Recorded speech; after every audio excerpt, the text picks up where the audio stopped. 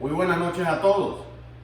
Prosiguiendo con nuestro programa de la teoría general del proceso, nos corresponde en el día de hoy que conversemos un poco sobre la jurisdicción. Está identificado en nuestro programa propuesto con el número 4. Anteriormente habíamos visto lo relativo al tema 5, que era lo relativo a la acción y la excepción. Habíamos visto igualmente el tema 6, que trataba sobre la pretensión procesal. Hoy vamos a ver este tema 4, que es el relativo a la jurisdicción. Ustedes se preguntarán ¿por qué? ¿Por qué damos ese salto hacia atrás? Bueno, sencillamente no teníamos para el momento una especie de organigrama, una especie de atlas que estuve diseñando durante varios días y que en las próximas horas llegará a su correo electrónico, cómo se estructura la jurisdicción nacional venezolana. Muy bien, cuando hablamos de jurisdicción, tenemos que hablar de dos concepciones.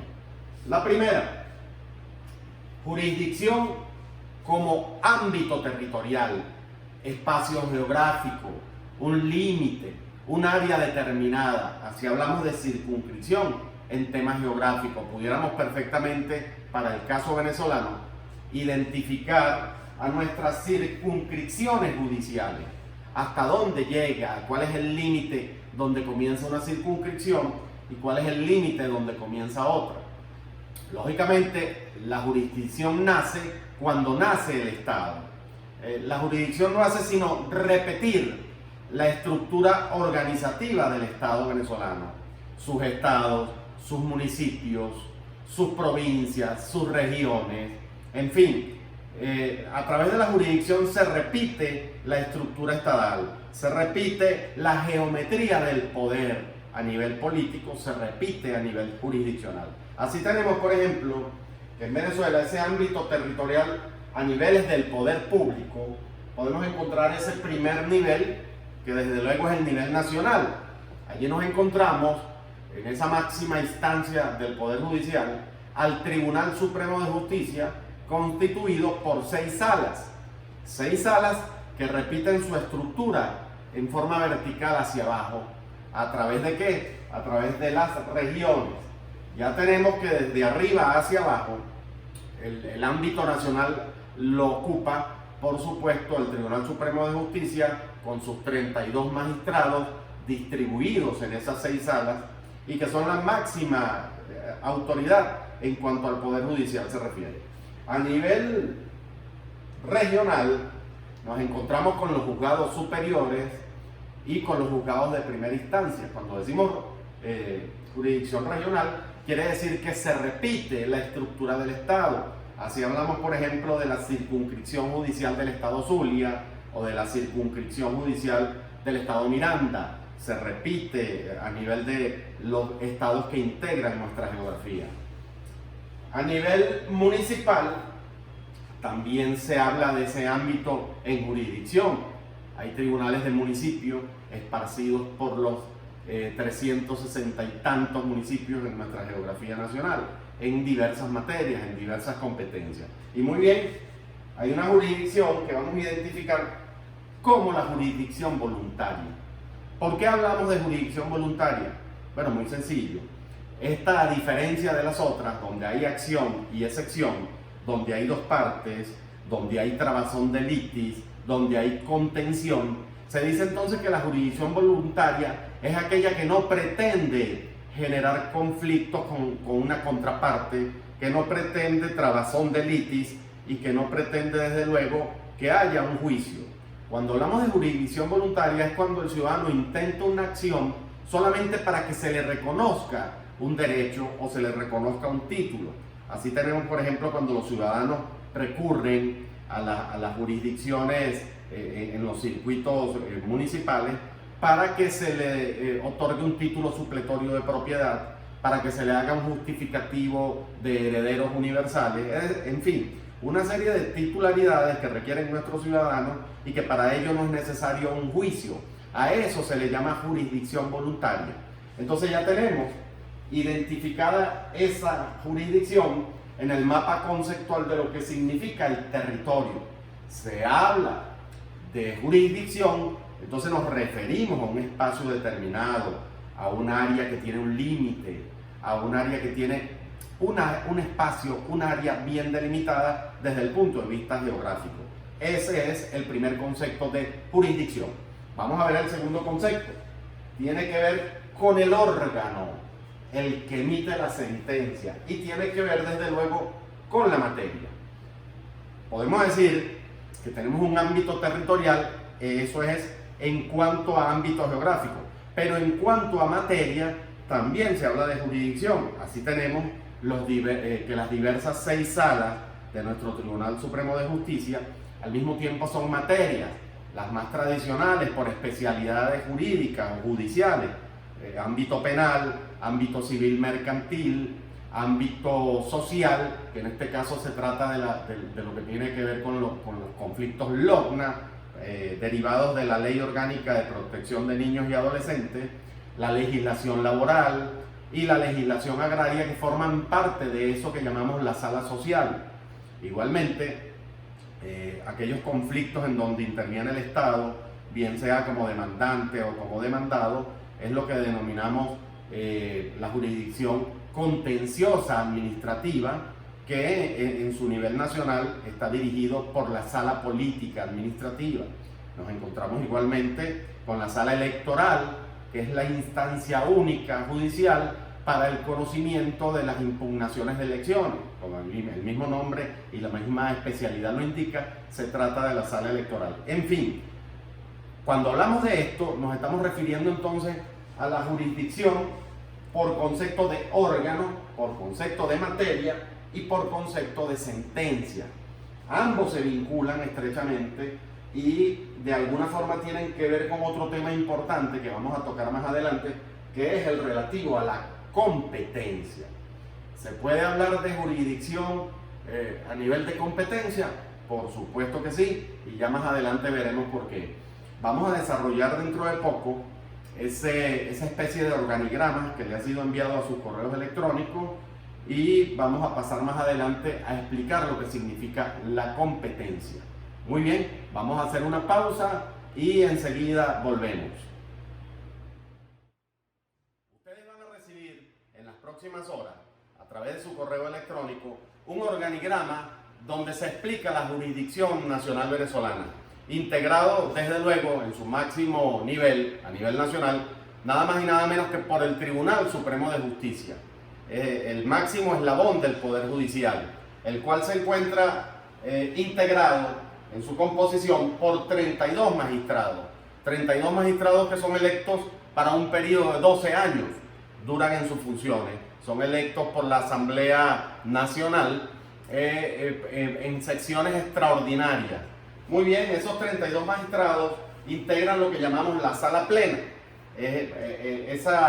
Esa instancia procura la elección de la directiva del Tribunal Supremo de Justicia por cada 2 años. Ahí eligen a un presidente, a los presidentes de sala y a 2 vicepresidentes. Por supuesto, todo su funcionamiento interno.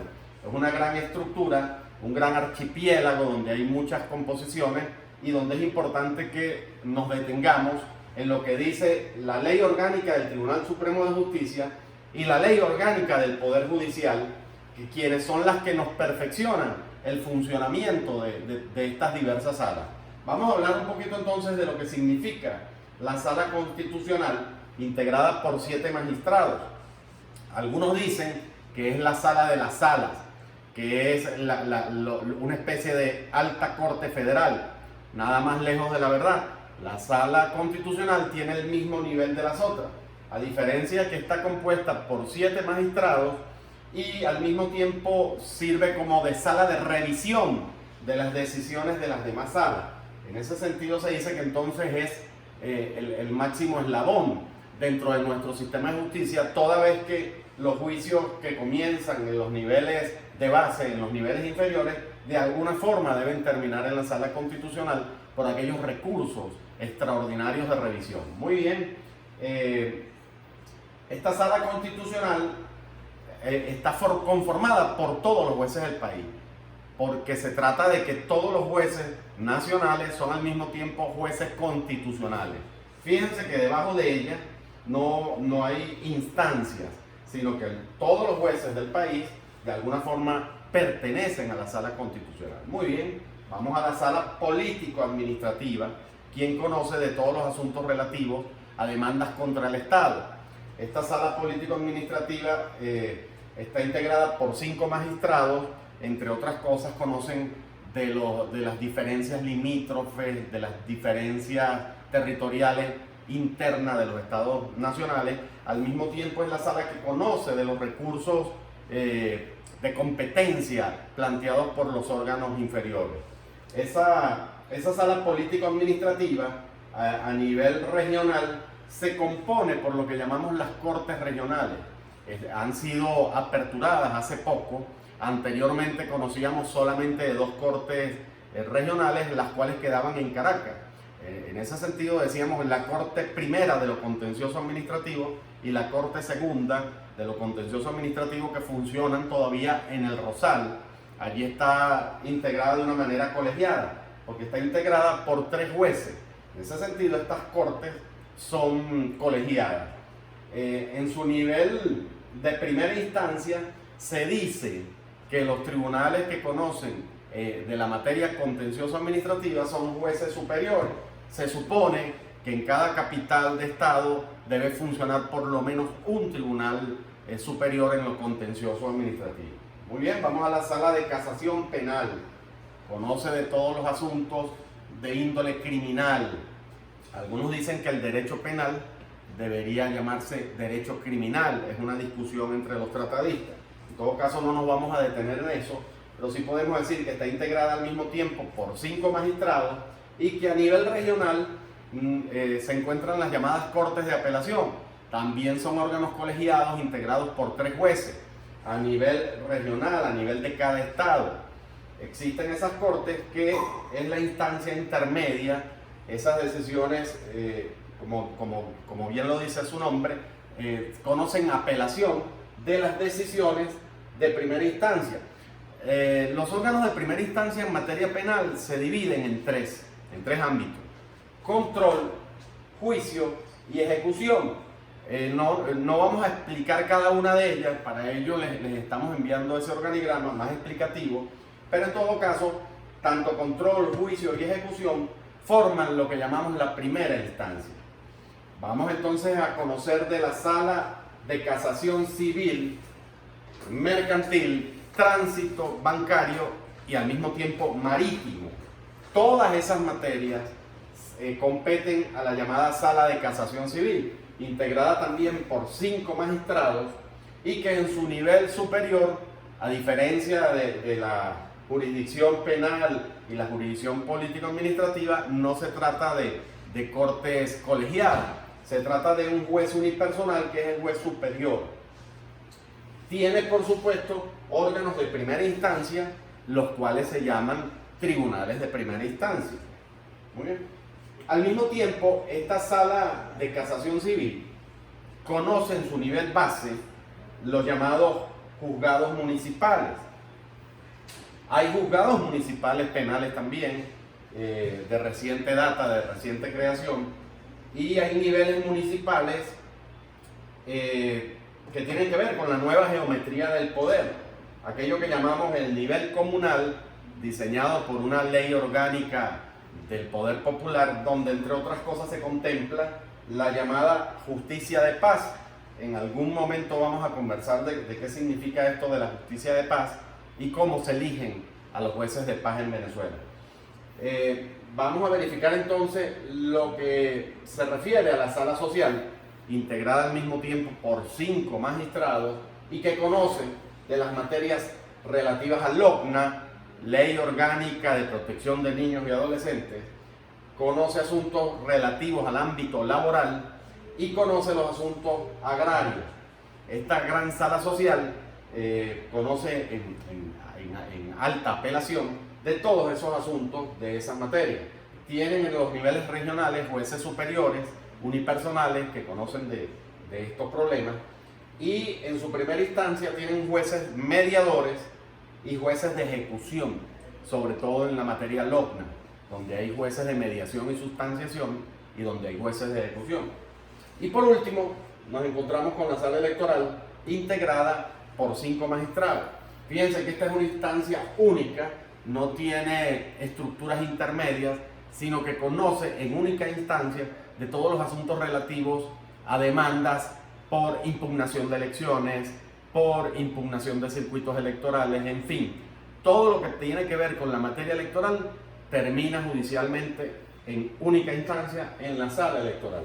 Así se integra pues nuestro interesante, polémico y dinámico Tribunal Supremo de Justicia, integrado por sus 32 magistrados y por sus 6 salas especiales. Vamos a hacer una pausa, espero que revisen muy bien este diagrama que les está siendo enviado en las próximas horas y que enfoquemos sobre la necesidad de que descongestionemos nuestros tribunales con la llamada justicia de paz. Hacemos una pausa y regresamos con el tema de la competencia.